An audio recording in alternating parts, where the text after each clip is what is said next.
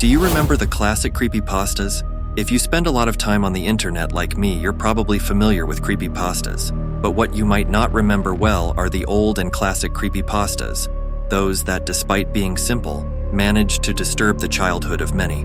So today I thought of reviving some of those old stories. Ben Drowned. Let's start with a classic many know. The creepypasta of Ben Drowned tells us about a young man named Alex, known online as Jaducible, who buys an old cartridge of The Legend of Zelda: Majora's Mask at a flea market. As he starts playing, he notices something strange, a saved file named Ben, and a creepy statue of Link called the Elegy of Emptiness that follows him everywhere. As Alex plays, the game becomes increasingly sinister. The game's characters seem to speak directly to him, and the music distorts. In a video he uploaded to YouTube, titled Ben WMV, he discovers that the spirit of a boy named Ben, who died by drowning, is trapped in the cartridge. Things get even weirder when the game starts switching between Majora's Mask and Ocarina of Time, displaying the unsettling and popular phrase, "You shouldn't have done that."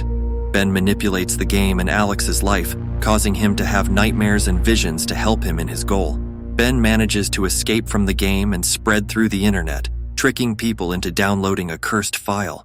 Although Alex tried to leave the game, Ben never left him alone, enjoying tormenting him and spreading his curse to others. Slenderman. Another creepypasta that was quite popular is Slenderman's. This one tells us about a tall, thin entity, faceless and dressed in a black suit, said to lurk in forests, often associated with the disappearance of children. The story originates from an image editing contest on the Something Awful forum in 2009. A user named Eric Knudsen created the first image of Slenderman for the contest, showing a tall, thin, faceless figure lurking behind children in a park. The image became very popular, and quickly other forum users began to add details about its origins and powers, describing it as an ancient being that could teleport, control minds, and use the tentacles on its back to capture victims, especially children and teenagers. Soon, fake stories, images, and videos supposedly showing Slenderman began to appear, feeding the legend. The Slenderman creepypasta is one of the few that does not have a fixed lore, as it was the users themselves who brought its story to life. Smile Dog. The story of Smile Dog is quite simple and short, yet it remains disturbing. It's about an image called Smile JPG that depicts a Siberian husky dog with a demonic smile and bloodied hands. According to legend, those who see the original photo will suffer from epileptic seizures, extreme anxiety, and other mental disorders. They will also be pursued by Smile Dog in their nightmares, demanding that they spread the image, as this is the only way to save themselves from torment. The story went viral on forums and email chains, with users sharing alleged copies of the cursed image, although the real one was never found. One of the most mentioned supposed victims was Mary, who was traumatized and could hardly leave her house after seeing the image. Other affected individuals remained anonymous or mysteriously disappeared. Abigail Project. During World War II, the United States government conducted a secret experiment at Area 51 known as the Abigail Project. The experiment involved Abigail Wester, the daughter of one of the scientists in charge of the project. Abigail's father, Dr. Wester, decided to use his own daughter as a guinea pig, although some versions indicate that Abigail volunteered herself. She was exposed to high doses of radiation to study its effects on humans during the development of atomic research. The results were horrific. Abigail began to suffer terrible physical mutations. Her skin became thick and wrinkled. Her teeth grew disproportionately, giving her a monstrous and unrecognizable appearance. In addition to the physical changes, it is said that Abigail also suffered mental disorders due to the radiation. Abigail's fate is uncertain. Some versions claim that she was locked in a cage until she starved to death, while others believe that she managed to escape somehow and may still be alive, lurking within the Area 51 facilities. Squidward suicide. This creepypasta refers to a supposedly lost and censored episode of the animated series SpongeBob SquarePants. The story begins when a group of Nickelodeon employees receive a mysterious VHS tape entitled Squidward Suicide. As they played it, they saw a bizarre and sinister episode of SpongeBob SquarePants, where Squidward began to show signs of severe depression and psychotic behavior. As the tape progressed, his mental state deteriorated more and more. In the final scenes, Squidward took his own life in an extremely graphic and gory manner in front of SpongeBob and his friends, leaving them stunned. The episode ended with a cryptic message in red that read, "Insanity will always triumph." The Rake. In the summer of 2003, a series of strange sightings of a humanoid creature terrorized residents of the northeastern United States.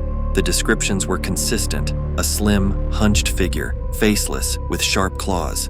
Initially, there was extensive media coverage of these alleged sightings of the Rake, but suddenly there was an information blackout, and reports abruptly ceased, as if the victims were afraid the creature would discover them. One of the most detailed testimonies comes from a mother who claims to have had a chilling encounter with the Rake. One night, the creature stealthily entered her home and approached her husband's sleeping face. It then ran to the children's room covered in blood. The mother followed and found her daughter gravely injured. With her last words, the girl said, "He is the Rake." Allegedly, the husband fled in terror and committed suicide by crashing his car into a lake. Other stories mention sightings of the Rake since 1880, describing it as an oily, faceless creature lurking in the darkness. Some reports even claim that it can speak and cruelly tear apart its victims. Laughing Jack. It all began on Christmas Eve in the year 1800 in London, England.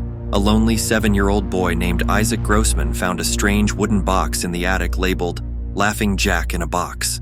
When he opened it, a thin, colorful clown emerged, introducing himself as Laughing Jack, a magical friend who would adapt to Isaac's personality.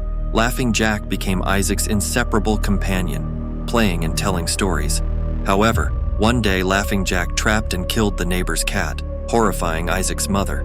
Worried and thinking her son was responsible, she decided to send him to a boarding school, forcing him to leave Laughing Jack locked in his box. 13 long years passed, and during that time, Laughing Jack's vibrant colors faded to black and white as he waited alone in the box. When now 20-year-old Isaac returned home after his parents died, he had become a bitter alcoholic and serial killer who dismissed Laughing Jack as imaginary. But one night, Isaac accidentally opened the box, releasing the now monochromatic and expressionless Laughing Jack. Designed to reflect his owner's personality, Jack had developed a sadistic love for violence. Resentful toward his former friend for the abandonment, the corrupted Laughing Jack brutally murdered Isaac, embracing his new identity as a demonic force that lurks and tortures children. Ted the Caver. For the end of the video, I wanted to feature what's considered the first and most influential creepypasta of the entire internet, a horror story published in 2001 recounting the chilling experiences of Ted, a spelunker who ventures into a cave and encounters a series of strange and disturbing events, prompting him to write a diary to document his findings. Initially, the expedition seemed normal, but as he delved deeper into the cave, he began encountering strange rock formations and evidence of a sinister presence. In one entry, Ted describes a terrifying sensation. "I felt as if a legion of demons was about to attack me from behind. I felt my salvation lay ahead in the darkness, and Lucifer was behind me, trying to keep me safe." The story builds suspense as the discoveries become increasingly disturbing, until Ted is forced to flee the cave in terror. The last entry of the blog reads, "I'll see you all soon with many answers. With love, Ted." But after that, the blog was abandoned, with no further updates, marking the end of the story. This is one of the oldest creepypastas on record and is considered by many as the first of the entire internet, laying the groundwork for the creepypasta genre as we know it today. These were just a few of the classic creepypastas, but if I see a lot of support on this video, I'll bring a second part soon.